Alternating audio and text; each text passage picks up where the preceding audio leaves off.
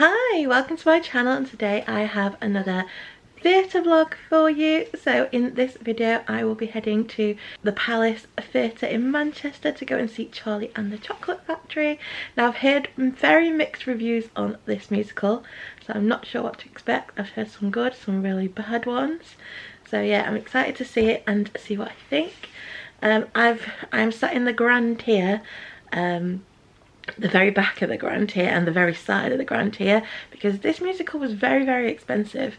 The cheapest tickets in the back of the Grand here were £27, plus the booking fee made them like £30, and me and Lawrence never pay usually over £25 for a ticket. Luckily they did end up reducing some of the back row seats to £13, so I was able to get a £13 one at the back of the Grand here. But I have got my eye on a single seat ticket in the stalls at the side, so if no one buys that one I might move to that one, so we'll see. But yeah, I'll show you any merch that they've got, I'll show you around the theatre, show you the view from my seat, and then when I get home obviously I'll review the show for you as well. Oh yeah, and I'm going to the matinee today, so it starts at 2, so it's quite an early start. So yeah, I'm going to go into town first, get some lunch, and then head to the theatre. So I hope you enjoy this little theatre vlog. So it is now 11 o'clock, we're just at the tram stop. Lawrence is getting our ticket. Lawrence's card never works on this machine. So he's doing that. Leo's watching the trams. Don't you, Leo? Leo loves trams. So we've got our tickets. Leo's got his ticket. Woo! Oh, the tram's coming now. See? It's going to be a big one, Leo. It's going to be a big tram. Ready? Watch. Oh, big tram. Look how big it is, see? Big long one.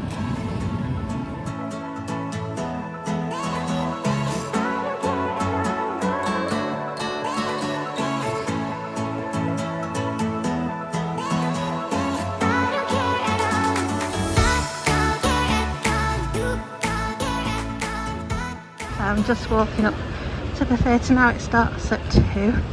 It's 1:30 now, so it's got half an hour before it starts.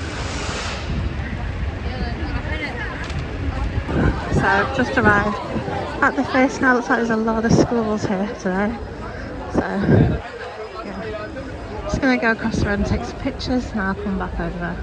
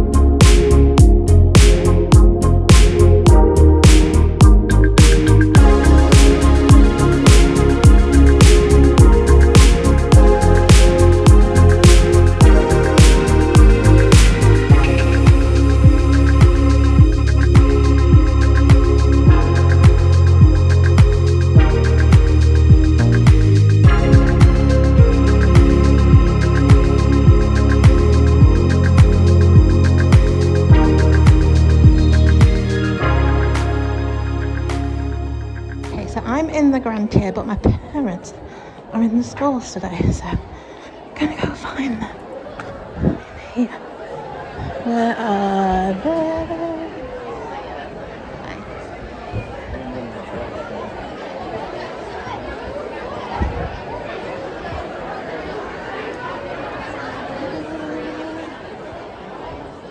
Boo!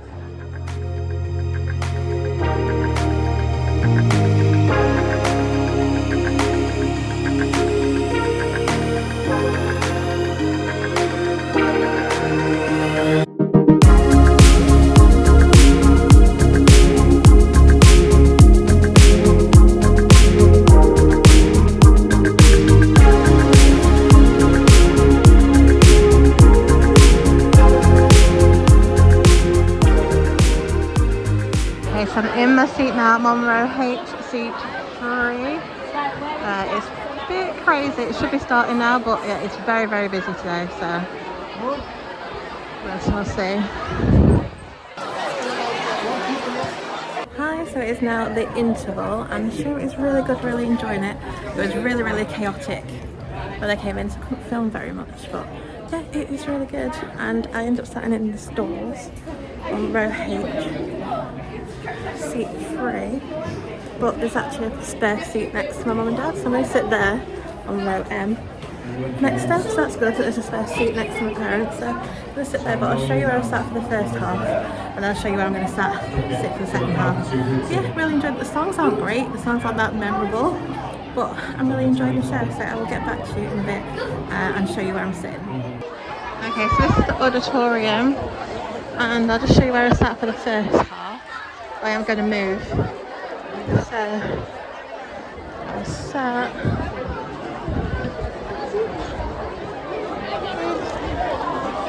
Sorry.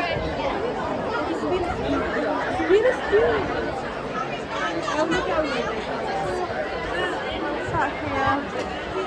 This was the view, but there's a lighting rig here, so they sort of put off half of the factory bit so you couldn't see it.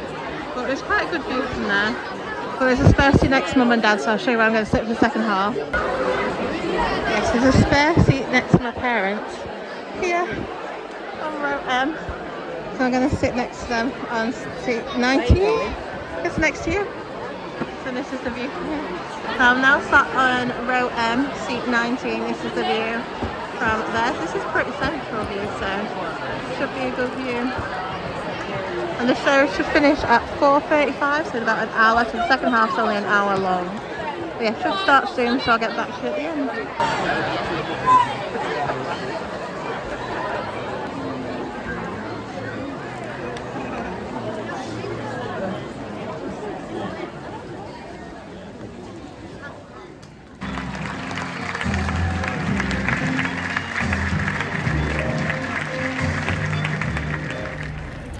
Hi, so the show has finished now, and I actually enjoyed it more than I thought it was going to. It was actually quite good.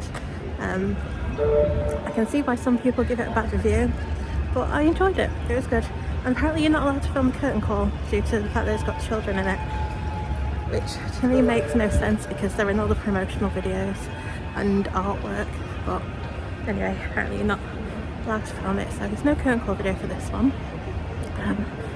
But yeah, it was a good show. So I'm just going to quickly nip to Primark, and I need to get some card from it's called Raymond's. So I'm going to nip there and then I'm going to head home, so I'll get back to you later.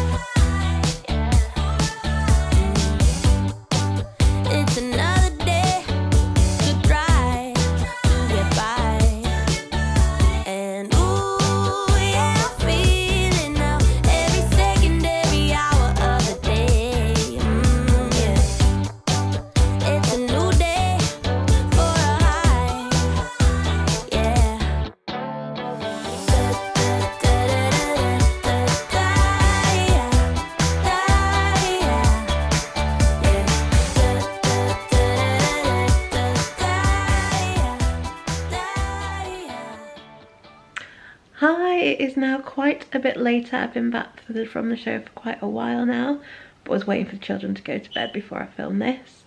So obviously I went to see Charlie and the Chocolate Factory at the Palace Theatre in Manchester today. I was supposed to sit in the Grand Tier. My ticket was for the Grand Tier, but I actually didn't end up going to the Grand Tier. I went to see my parents who were in the stalls, and I knew that there was a spare seat on row H, seat 3, which is the end of the row. I knew that because I checked on the online, and it said that that seat was free, so I thought, you know what, I'll just sit there. My parents said they think that the seat next to them was free, but they weren't sure, so I thought, well, I'll sit in this seat, and then if that seat's free, I'll go and sit there. But I couldn't tell if it was free or not when the show was starting, so I just sat in that one for the first act. But I did eventually move seats to sit next to my parents in the second act, because the seat next to them was free, so I sat there. So I ended up sitting in H3 for the first act, and M19 I think it was for the second act.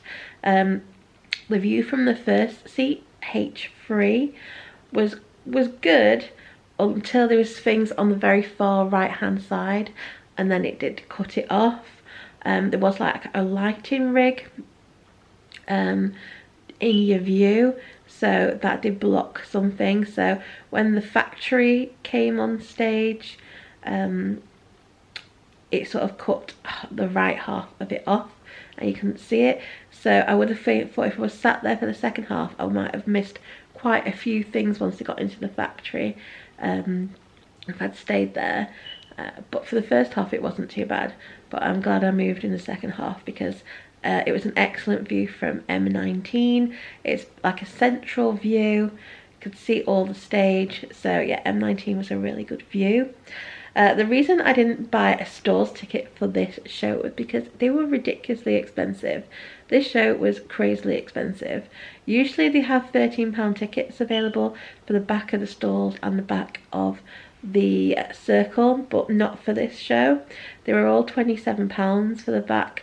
I don't even know if they had any £27 for the back of the stalls, but they did for the back of the circle, I think. Or they might not even been there. I think actually it was only the Grand Tier that was £27, the back of the Grand Tier. But eventually they did actually reduce some of the Grand Tier tickets to £13. And that's the reason why, if they hadn't have reduced them, we wouldn't have gone, because £27 for us, plus booking fee, so it's an extra £3.60 I think on top of that. So it would have made them £30 to sit at the back of the Grand Tier, and there was no way I was paying that. I know a lot of people pay about £70–80 for tickets, but we just can't afford that. We wouldn't go to the theatre if we had to pay that much. It would be too expensive for us. So yeah, it's a very expensive show. I mean, I think the tickets at the front were like £80–90. And plus I'd heard pretty bad reviews for this show, so there was no way I was going to pay that for a ticket, knowing that it's had quite a lot of bad reviews. So yeah, I was gonna happily sit at the top, but when I knew those seats were free, I thought, well, I might as well sit there. So yeah, I think the seats that I was sat in should have been about £60 or £70, the M1, and the H1 I think was £55, something like that. So yeah, very expensive. So yeah, there's quite a bit of merch for this show. There was t-shirts, there was a zip-up hoodie, pen, magnet, key ring, badges, an enamel pin. They had a souvenir brochure, they had a mug, they had a beanie, they had socks, and I think they had the Broadway cast album as well. So yeah, quite a lot of merch. I did buy one thing, I bet you all know what it was. I bought the magnet. There it is. It's actually quite a nice magnet. I quite like that one.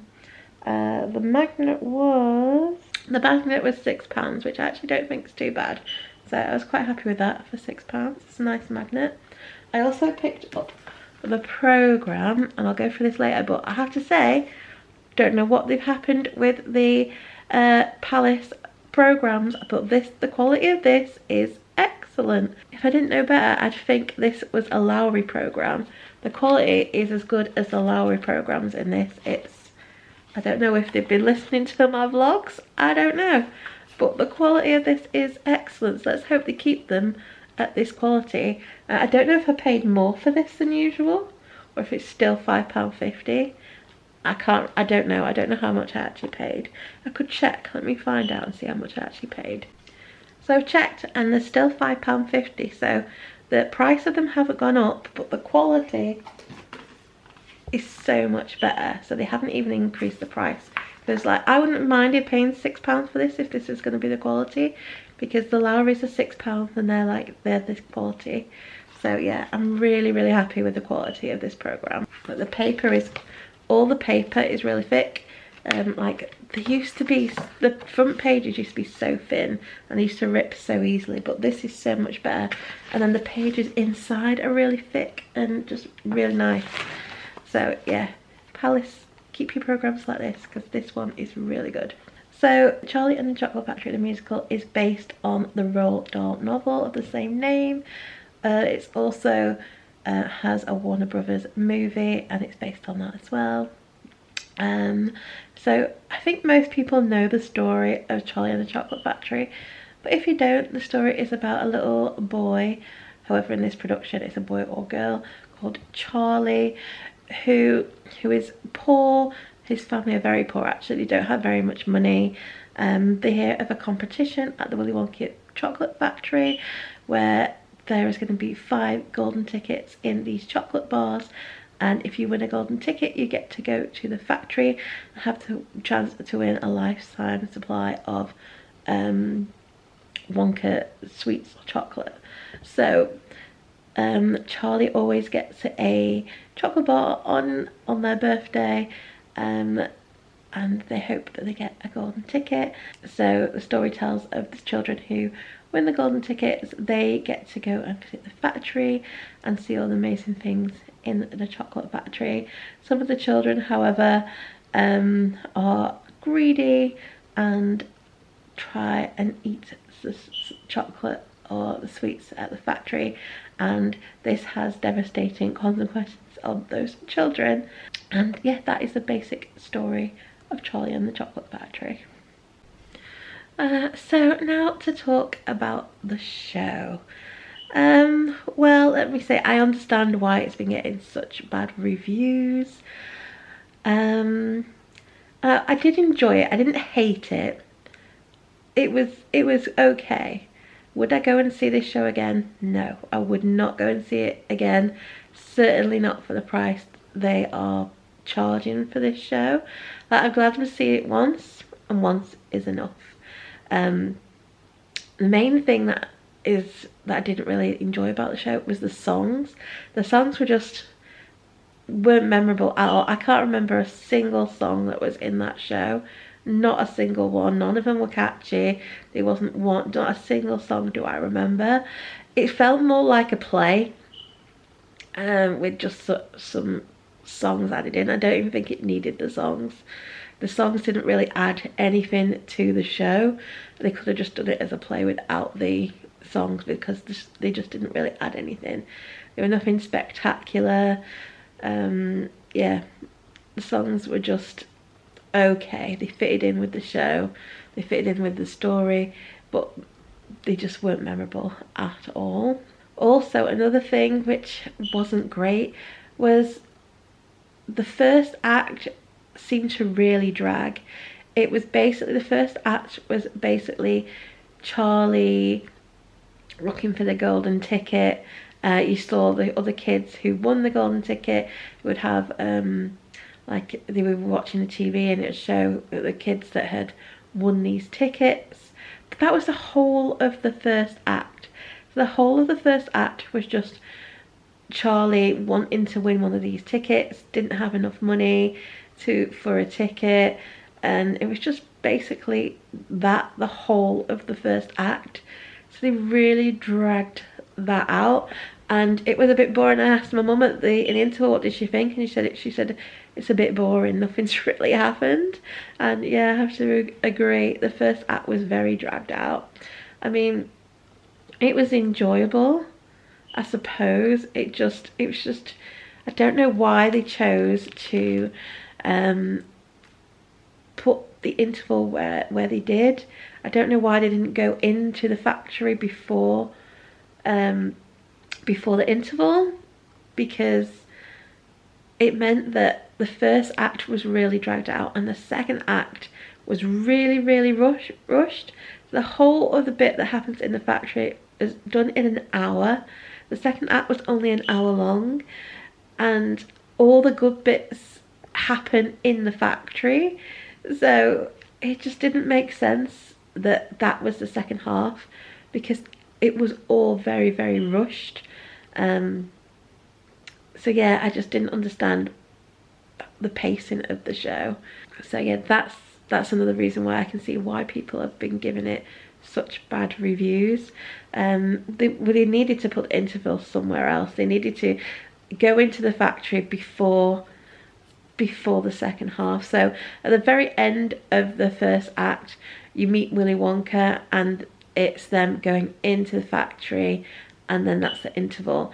And then when it starts again for the second act, that's them going inside the factory.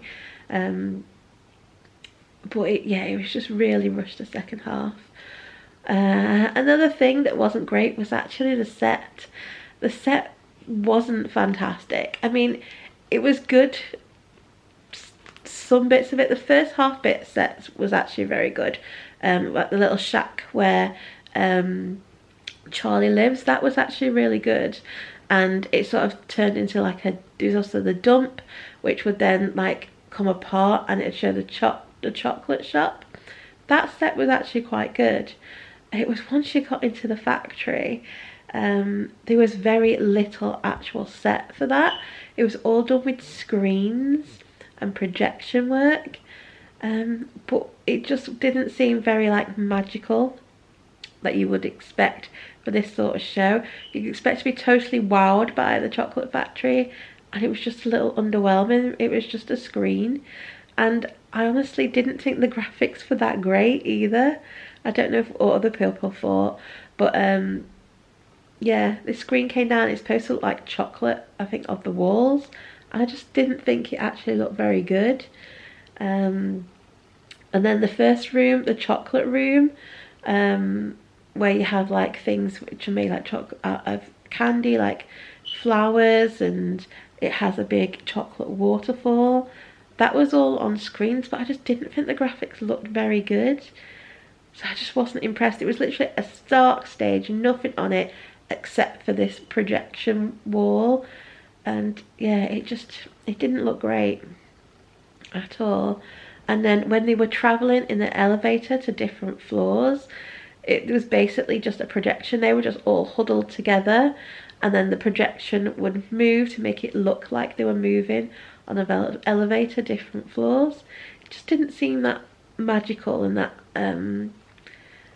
yeah, that fascinating. It was obvious how these things were happening. Nothing was like magical. I didn't see the West End production of this, but I've heard that was the way they did the chocolate factory and everything was so much better. They used proper set pieces. They weren't just relying on a projection screen. So yeah, it didn't blow me away. There were some rooms such that did use a few props as well, but yeah, I wasn't blown away by the set at all, really. It wasn't anything like I was expecting.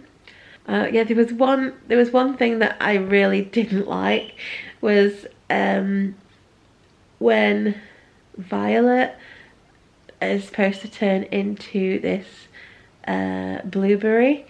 Her dress sort of inflated to make her look like she was a blueberry. She then went off stage, and then they threw on stage this big blown up ball which had like a little head thing attached to it. It sort of had a face on that's supposed to look like her. It looked a bit ridiculous, to be honest. I just think they could have done that so much better. It was very underwhelming. It just looked a bit silly, to be honest. So the costumes for this show were actually really good. I liked all the costumes, but the costuming was actually done really well. So that's one thing that I did like about this show. So the cast for this show were all good. I wouldn't say they were fantastic, they were good. Willy Wonka for our performance was played by the understudy. So we had Ewan Giles playing Willy Wonka. He was good. I wouldn't say he was amazing, but he was good. But we also had a understudy on for Veruca Salt. So we had Emma Roberham Hunt. I'm sorry, I'm so terrible at pronouncing names. And then we also had Jerry, who was Morgan Scott, because Jerry is usually played by Ewan, who is playing Willy Wonka at our performance. So we had 3 understudies on. But otherwise, yeah, I thought the casts were pretty good. So now I might as well show you the programme. Okay, so this is the front of the programme. It says ATG Theatres here, Palace Theatre here. Open it up, you've got a little advert for Little Moons, which is now sell in the Palace. You got some information telling you some upcoming shows. Information about the Palace Theatre. This isn't all the programmes they have. Some adverts for some upcoming shows. So Shrek the Musical is on in August. Actually, I forgot that was on in August. Because I was saying there's no shows to see in August, but there actually is this Shrek and this Heathers. Hopefully we'll get to see both. We'll have to see how much money we've got in August, but I have already seen Heathers, so if I see one show in August, it'll probably be Shrek. Some other shows. You've got Jesus Christ Superstar coming in September, and you've got Annie in September, and you've got the Drifters Girl in October. And then you have your cast biographies. So usually playing in Willy Wonka is Gareth Snook, but we had an understudy on, so I haven't seen him. We had Harmony Rain Riley as our Charlie Bucket, and yes, she was good. And I actually quite enjoyed the fact that Charlie was a girl. I actually enjoyed that. I thought it was good. These are the other Charlies that you could get. So there's 2 girls, 2 boys. Playing Grandpa Joe was Michael de Cruz. He was great. I thought he was really, really good in the role. I enjoyed his performance. You have a really lovely production shot there, and that's quite nice. I always love it when they have some production shots in the programmes. So Christopher Howell played Grandpa George and also Mr. Salt. Kate Milner Evans played Grandma Josephine and Mrs. Gloop. Emily Winter played Grandma Georgina and Mrs. Beauregard. Leonie Spilsbury played Mrs. Bucket and Mrs. TV. Robin Samos da Silva played Augustus Gloop.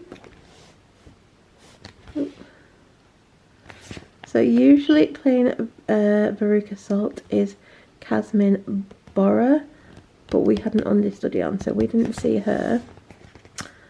Playing Violet Beauregard is Misha Morgan.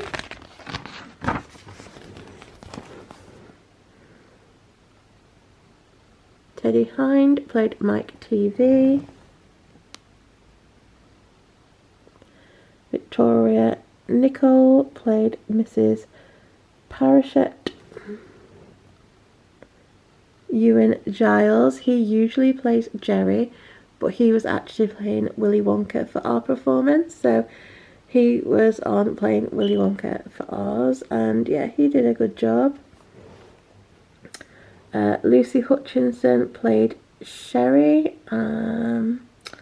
Patrick King was ensemble.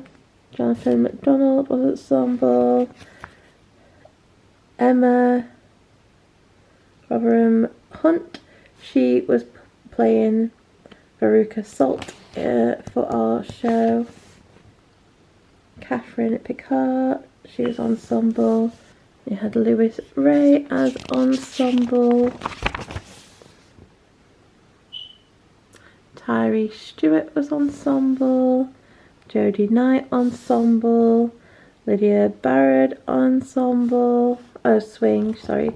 Lydia Barrett was swing. Darcy Brown was a swing. Natasha Volley is a swing.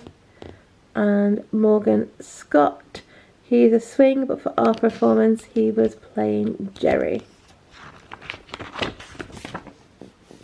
Now we've got some more production shots. That's Veruca and her father. Charlie, Grandpa Joe, and then you have here, this is your cast list, ensemble and swings, your cast covers or understudies, orchestra, creative team, production team, and then it says here, the production opened at Leeds Playhouse on the 18th of November 2022. Production in association with Neal Street Productions and Playful Productions. The original stage production, directed by Sam Mendes and choreographed by Peter Darling, opened at Theatre Royal Drury Lane on the 25th of June 2013. The show is 2 hours and 30 minutes, including a 20-minute interval. This time is approximated. And it says it's based on the novel by Roald Dahl and the Warner Brothers film. Yeah, there we go. Now we have some really nice, some more nice production photos.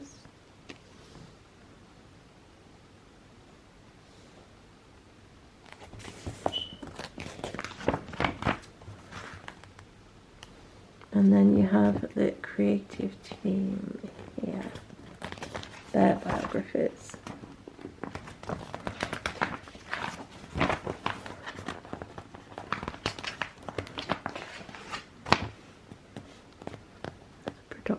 Production photo there.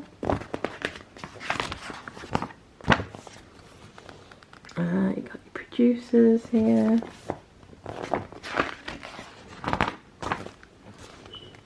Production credits.